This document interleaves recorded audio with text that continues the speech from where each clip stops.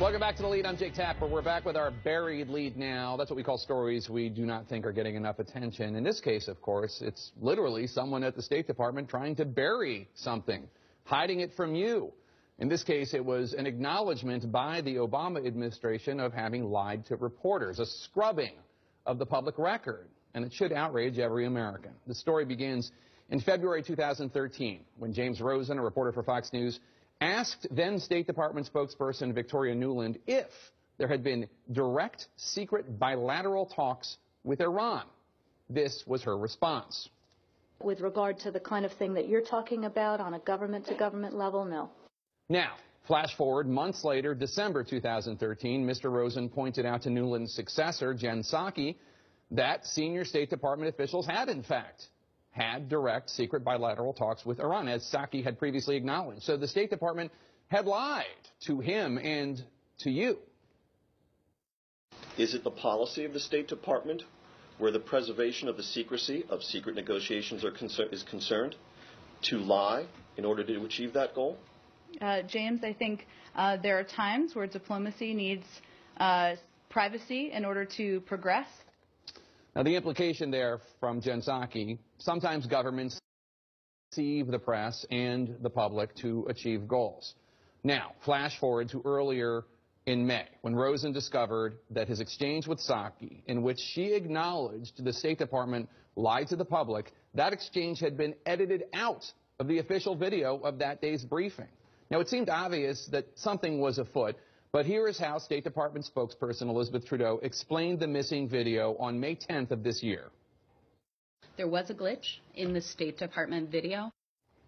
A glitch, a defect, a technical malfunction. Now, flash forward 3 weeks, and here is State Department spokesman John Kirby just yesterday.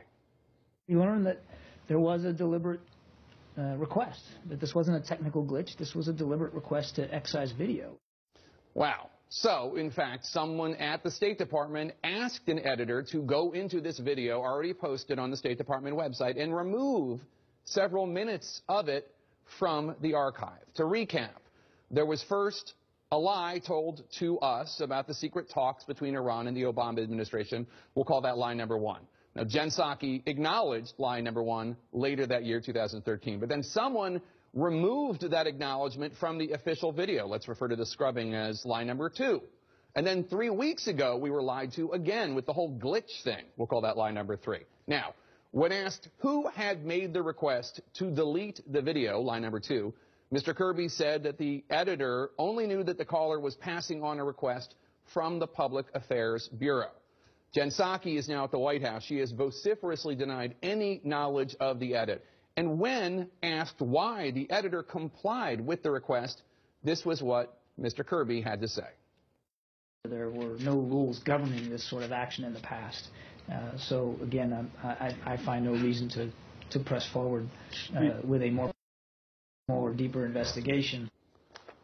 There are so many questions about all three of these lies, including whether the initial lie had anything to do with the administration-pushed narrative of the Iran deal sold to the public, that this all came about in large part because Hassan Rouhani, supposedly some sort of moderate, was elected president of Iran in June 2013 after lie number one, which denied the talks were going on, before Rouhani was elected. But before we can get into why lies number 1, 2, and 3 happened, the Obama administration needs to understand that it's not acceptable just to leave this where it is. Just as the public has a right to know the truth, we have a right to know who lied to us and why.